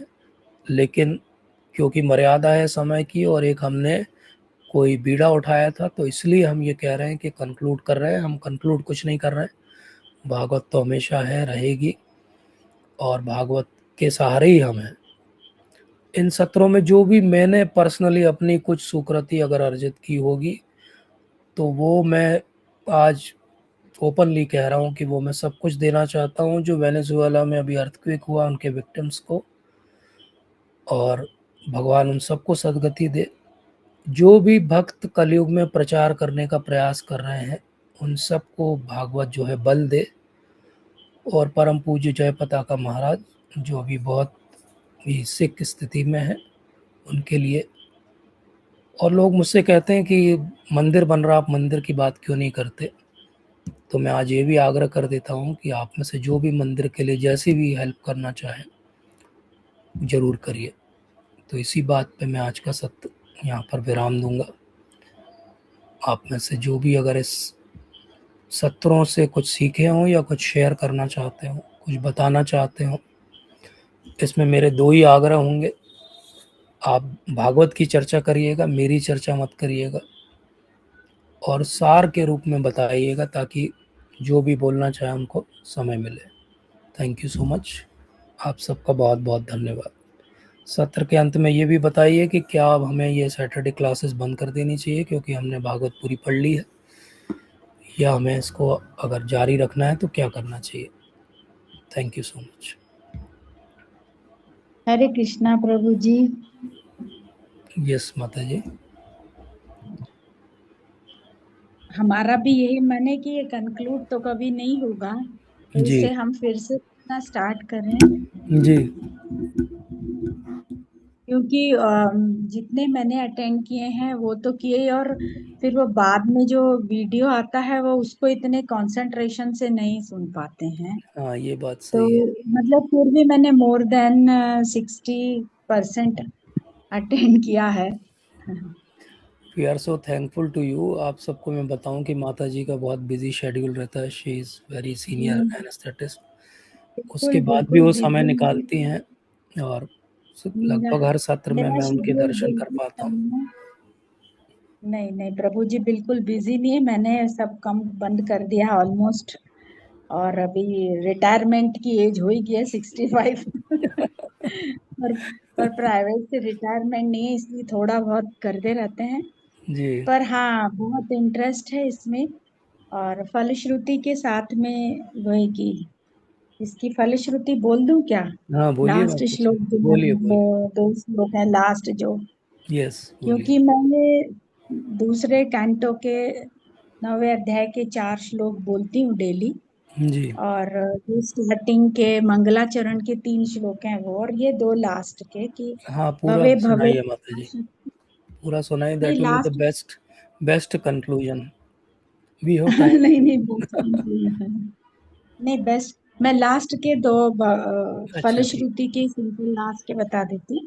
यस। भवे भवे यथा भक्ति पादयोस्तव जायते तथा कुरुष्व देवेश नाथस्त्वं नो यतः प्रभो नाम संकीर्तनम यस्य सर्व पाप प्रणाशनम प्रणामो दुःख शमनस तन्नमामि हरिं प्रदम परम हरिं प्रदम परम।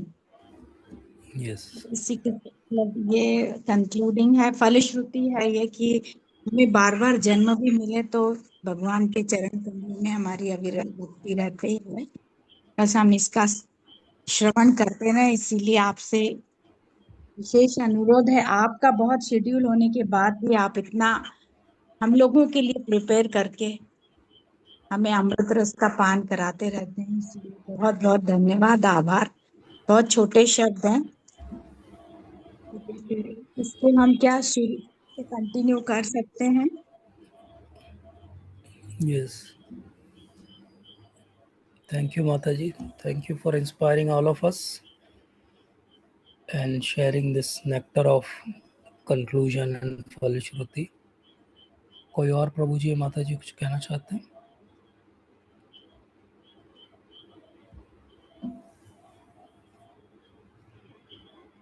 हरे कृष्णा प्रभु जी, धन्यवाद, प्रणाम। हरे कृष्ण माता जी, धन्यवाद, प्रणाम। प्रभु जी आपने माता जितने जी भी ने सत्संग सबसे किए, सिंसियरली अटेंड किया है आई थिंक, और सबसे ज़्यादा नोट्स भी माता जी के पास होंगे। जो भी कोशिश करिए थोड़ी सी भी कुछ कर सके तो, मगर सुनने में हम लोग को इतना अच्छा लगता है आपको कि ऐसा लगता है कि अपना जितना आपने सुनाया और जो भी कुछ हम लोग को कोशिश करिए कुछ कुछ समझने की तो समझा है हम लोगों ने, लेकिन हम लोग ये चाह रहे हैं कि आप फिर से इसको रिपीट करिए ना, शुरू से करिए और थोड़ा सा स्लो वर्जन में, ताकि हम ठीक है। लोग और अच्छे से उसके नोट्स बनाते जाएं।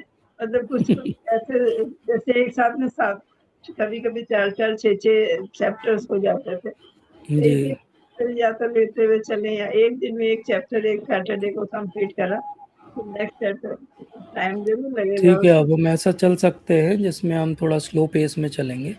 ये फास्ट हाँ पेस के दो रीज़न थे। एक तो हम एक बार ओवरव्यू सबके साथ शेयर करना चाहते थे ताकि सबको पता लग जाए कि इस कैंटो में क्या है, और जी एक ओवरऑल ऐसे एक सेंस ऑफ अकम्पलिशमेंट भी आ जाए कि हमने एक बार तो भागवत सुन ली पूरी अच्छे से। अब हम भागवत तो ऐसा है कि उसका कोई और छोर नहीं है, तो हम एक श्लोक को लेके भी बहुत विस्तार से डिस्कस कर सकते हैं, एक चैप्टर को भी कर सकते हैं। जी तो अभी जी जो हमने समझा था वो थीम वाइज था, इसलिए हम लगभग 3 या 4 चैप्टर एक बार में लेते थे, क्योंकि तभी वो 108 सत्रों में पूर्ण हो पाता। तो वो 108 जैसे माला के अंदर मन के रहते हैं, इससे 108 सत्रों में वी हैव कंक्लूडेड। बट ये अच्छा सजेशन है कि हम फिर से चालू करें और अब हम थोड़ा स्लो पेस में चलें। बिल्कुल क्योंकि कर अब हम सकते लोग सैटरडे को आपको सुनने की आदत पड़ चुकी है, तो हम लोग वो बहुत मिस करेंगे। अगर फिर से नहीं शुरू होगी तो हम लोग क्या करेंगे सैटरडे को। हैं। जी माता जी, थैंक यू सो मच आपकी ब्लेसिंग्स के लिए और आपके एनकरेजमेंट के लिए। Thank you so much. Hare Krishna. Hare Krishna. Nandan प्रभु जी कुछ कहना चाहते हैं?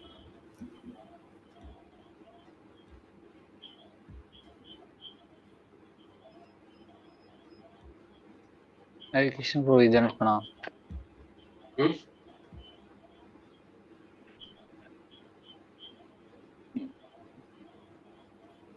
प्रभु जी पूरा जो भागवतम का सत्र रहा वो तो बहुत अच्छा रहा। वो इसमें कोई शब्द तो नहीं है मेरे पास कहने के लिए। तो पहले भी क्या बोलूं इसे? नहीं आ रही, आवाज आ रही है आपकी। यू आर ऑडिबल प्रभु जी।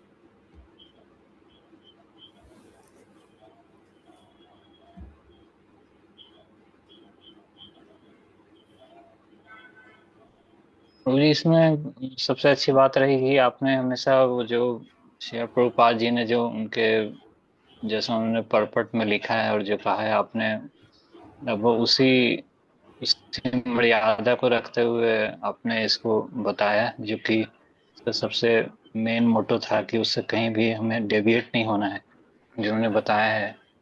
ये पूरी ये बहुत अच्छा था। इसमें आपने हमेशा जो भी, जैसा भागवतम में भी हर चीज को एक रेफरेंस के तहत बोला गया है, और सही आपने भी उसको रखा, वो बहुत अच्छी बात थी प्रभु जी इसमें।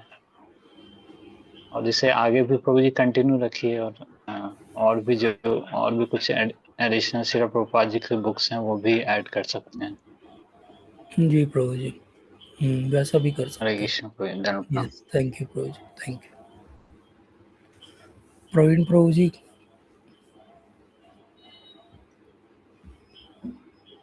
हरे कृष्ण जी, प्रणाम। हरे कृष्ण प्रभु जी, धन्यवाद प्रभु जी।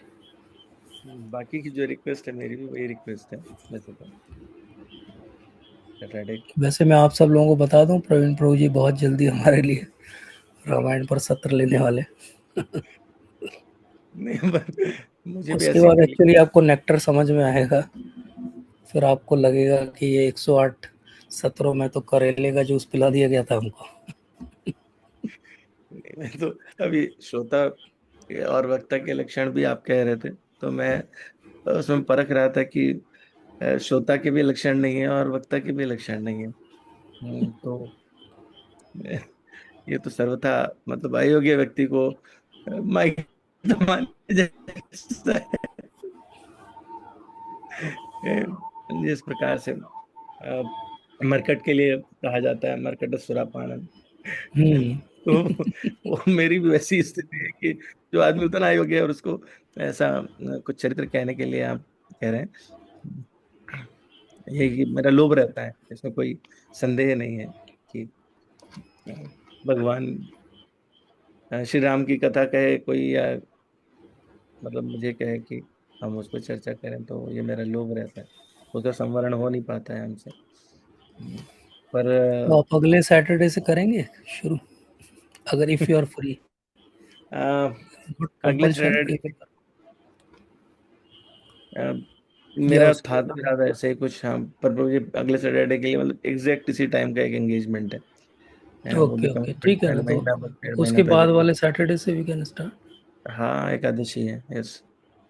ठीक है, ओके, सैटरडे से हम लोग, ठीक है, बट थैंक यू मतलब सो मच। मेरा मेरा मेरा भी प्रार्थना वही है जो बाकी लोगों का है आपसे, कि भागवतम जो है वो उसको अगर जारी रख सकते हैं तो yes.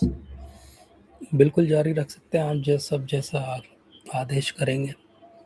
I am just a order carrier. तो हमारे पास ऑप्शन ये है कि हम जिन सैटरडेज को प्रभु जी फ्री रहेंगे तो प्रभु जी हमें रामायण पढ़ाएंगे, और जिन सैटरडेज को प्रभु जी का एंगेजमेंट है तो हम फिर उन सैटरडेज को या तो भागवत पढ़ सकते हैं या प्रभुपाद की कोई अन्य बुक शुरू कर सकते हैं अभी के लिए, जैसे चैतन्य चरितमृत या कुछ और। तो उसके लिए हम टेलीग्राम पे एक बार एक पोल टाइप का अगर होता होगा तो विल डू इट, और जो मैक्सिमम हमें आंसर्स मिलेंगे will do that. If everyone wants कि भागवत ही जारी रखी जाए तो हम पहले स्कंद पहले अध्याय से फिर से आरंभ करेंगे, और अगर चैतन्य चरितमृत के लिए आग्रह होगा तो हम वो करेंगे। तो it is all up to you. और बाकी तो प्रवीण प्रभु जी हमें बहुत सुंदर तरीके से रामायण बताएंगे, समझाएंगे। प्रभु जी का बहुत अच्छा तरीका है समझाने का। आप इनकी चैनल है उस पे जाके अभी भी थोड़ा सा, जब तक प्रभु जी हमें समय दे रहे हैं तब तक आप वहाँ से लाभ उठा सकते हैं। मैं उसका एक वीडियो टेलीग्राम पे शेयर कर दूंगा, so that you come to know about the channel Craft of Life. Yes प्रभु जी। चैनल तो वही है मतलब आई डोंट नो कि कैसे ये सब, वो किसी और पर्पज से बनाया था, मेरे किसी फ्रेंड ने बनाया था, उसने पासवर्ड दे दिया था कि इसको यूज कर सकते हैं, और वो मतलब जो पर्पज था कुछ और था, लेकिन उसका डाइवर्जन भगवान की इच्छा लेकिन से। वो नाम अच्छा है, क्राफ्ट ऑफ लाइफ ही है वो सब चीज़, हाँ, मैंने हमारे मतलब शास्त्र भी इसलिए क्राफ्ट ऑफ चेंज नहीं लाइफ। किया, एक्चुअली मैंने इसलिए चेंज नहीं किया उसको। इस संबंध में मेरे दो 3 क्वेश्चन थे, अब उसको या तो पोल के माध्यम से, जैसे भी आपको लगे, जो आगे की बात हो रही है रामचरितमानस, तो हम उसको व्यास विधि से कहें या समास विधि से कहें, क्योंकि विस्तार तो मतलब मेरी ये समस्या भी है। हमारी हमारी धर्मपत्नी जो है वो अक्सर इस पे वो तंज करती रहती हैं कि आप तिल का ताड़ी बनाते रहते हैं हर चीज, तो हमसे रहा नहीं जाता होता है नहीं, ऐसा। ठीक है, आप अपनी रुचि से कहिए, हमें कोई समय का बंधन नहीं है, आप अपनी रुचि से कहिए। बढ़िया, क्राफ्ट ऑफ लाइफ आ भी गया channel, thank you so much. तो आप ठीक है। अपनी रुचि से कहिए, जो कहने में आपको आनंद आए। जब आपको आनंद आएगा तो हम सबको आनंद आ ही जाएगा, हमें कोई जल्दी नहीं है। आप एक एक दोहा लेके बहुत विस्तार से भी कह सकते हैं, आप वाल्मीकि रामायण से श्लोक लेके कह सकते हैं, आप दोनों को मिक्स करके कह सकते हैं, मिक्स आप एक करेंगे। ओवरव्यू टाइप का कह सकते हैं। हाँ मतलब एक तो जैसे अभी भागवत की चर्चा आप कर रहे थे, भागवत प्रवाह में, तो एक तरीका ये हो सकता है जिसमें दोहा चौपाई छंद कुछ नहीं रहे और खाली कथा पर हम रहे। ओवरऑल और स्टोरी दूसरा लाइन है कि समझें, और जो इम्पोर्टेंट श्लोक है ड्राइंग, उनको समझें। हम्म, हाँ, लेकिन मतलब मेरी मतलब मैं अपनी पर्सनल जो कमी है वो जानता हूँ, बताता भी हूँ कि मुझे अनइम्पोर्टेंट कुछ लगता नहीं है उसमें। और एक एक चौपाई इतनी विस्मृत कर देने वाली हमेशा लगती है कि वो मतलब घंटों बात हो सकती है, आराम से हो सकती है। तो हाँ ये बिल्कुल, समझते अच्छी हैं। बात है, we are all for it. इसीलिए हम लोग सैटरडे को करते हैं सेशन, क्योंकि अगले दिन संडे रहता है, तो you can go up to सब whole Sunday also, start in the Saturday, we'll end by Monday morning, you can leave us. ठीक है। तो अगर स्पीकर ठीक में है, वो हम लोग एबिलिटी हो तो फिर वो 7 दिन भी लगातार कह सकता है। नहीं प्रभु जी, ऐसी कोई एबिलिटी नहीं है, बस पता नहीं है, वो मुझे खुद को नहीं पता। मतलब वक्ता वाले कोई लक्षण नहीं अभी तक, अभी आपने जितने बताए वो मैंने सुना उनको, और श्रोता वाले भी। हाँ, वो जो अवर श्रोता थे उनमें जो मैं अवर देख रहा था कि श्रोता। प्रवर और अवर दो प्रकार के श्रोता हैं, वो मैंने श्लोक इसलिए हाँ शेयर किया था। पद्म पुराण का वैष्णव खंड का श्लोक है वो। तो हाँ, बहुत अच्छा श्लोक है वो। हाँ, असल में एक बुक है, भागवत महिमामृत करके, सर्व साक्षीदास प्रभु हाँ, की। बहुत अच्छी बुक है, सर्व साक्षी प्रभु जी की, बहुत अच्छी बुक है वो, बहुत अच्छी बहुत सुंदर किताब है, बुक है। बहुत अच्छी किताब है। तो मतलब क्योंकि लोग नॉर्मली भागवत महात्म्य में वो जो कथाकार रहते हैं वो कहते हैं, बट वो इस तरह से नहीं प्रेजेंट करते उसको। हाँ हाँ, इस तरह प्रेजेंट से नहीं बहुत करते अच्छा चैप्टर वाइज इसमें। उन्होंने लिखा है। बुक बुक का हम्म। कंपाइलेशन भी बहुत अच्छा है, पेंटिंग्स फोटोज हाँ अप्रोप्रिएट हैं सारे। मतलब उनकी सारी बुक्स अच्छी हैं। सारी बुक्स अच्छी हैं। वो द्वादश अलवार भी बहुत अच्छी बुक है उनकी, hmm. Ramanujacharya Madhvacharya. He is a scholar, he is a scholar really. He speaks also very well, if you listen to him, he is a great speaker. मैंने नहीं गोपाल सुना, कृष्ण गोस्वामी बट ये है कि हाँ, उनकी महाराज, बुक्स मैंने खरीदी और जो जी सबको ठीक पढ़ना है। चाहिए वो बुक्स, बहुत अच्छी। बिल्कुल, भागवत महिमा अमृत तो बहुत ही अल्टीमेट बुक लिखी है उन्होंने। तो जब आपने प्रारंभ किया था हमने तो उसको एक्चुअली फर्स्ट तैयारी तैयारी भागवत पढ़ने की, वहाँ भी हमने इसी बुक को रेफर करके बोला था, क्योंकि मेरी ये इच्छा थी कि अगर हम कुछ भी बोलेंगे तो या तो भागवत में होना चाहिए या भक्त के मुख से निकला होना चाहिए। ऐसे तो महिमा अमृत आपको ऐसे मिल जाएगा, लेकिन वो फिर प्रामाणिक कितना है हमारी परंपरा के लिए वो हमको नहीं पता। यह हमको पता है कि एक प्रामाणिक भगवान के और गुरु महाराज के शिष्य, उन्होंने अगर कुछ कंपाइल करके दिया है तो दैट इज ऑथेंटिक। तो हमने उसमें फर्स्ट में, सेकंड में, और आई थिंक फोर्थ या फिफ्थ, 3 सेशंस में हमने कुछ कुछ पार्ट इसी बुक से लिया था। और जो छूट गया था, जो पार्ट डिस्कस नहीं हो पाया था, वो आज के सेशन में ले लिया हमने, so that we covered this एक, बुक ऑल्सो। एक और मतलब भागवत सो यू प्रवाह गॉट द करके सोर्स। गौरांग दर्शन हाँ, प्रभु। भागवत प्रवाह गौरांग दर्शन प्रभु जी की बहुत अच्छी बुक है।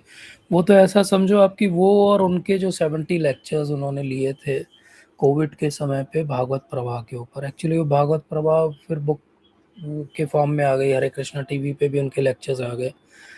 वो एक बहुत बड़ा बैक बोन या ऐसा समझो आप स्ट्रक्चर था जिसके around we built all these 108 sessions. I just wanted somehow that 108 figure in this. मेरा So I क्वेश्चन था stretched ये। that. आज जब मैंने वो नंबर देखा तो मतलब दैट स्ट्राइक माय माइंड। मैंने सोचा कि प्रभु जी ऑलरेडी प्लान था या फिर ये मतलब थोड़ा भगवान ने प्लान था, बाकी भगवान की इच्छा थी, ऐसा था। We never knew, we thought कि 300 के ऊपर चैप्टर्स हैं तो 3 चैप्टर एक बार लेंगे तो 100 ऑड सेशंस होंगे। तो वो समाउ ऐसा हो गया कॉस्मोलॉजी, और उसमें थोड़े में अपन ज़्यादा अंदर चले गए थे तो उधर सेशन कुछ ज़्यादा हो गए। तो वो ऐसा होते होते वो 108 पे आके रुक गया, ऐसा हुआ। ठीक है प्रभु जी, मतलब आपके आदेशानुसार ठीक हम है, तो we are eagerly waiting for your sessions. और तब तक हम टेलीग्राम में एक एक्चुअली पोल डाल के देखते हैं, समवन गिव्स द रिप्लाई तो हाँ ठीक है, वो कर दीजिए। मेरे पास में और मतलब एल्स वी विल अगेन।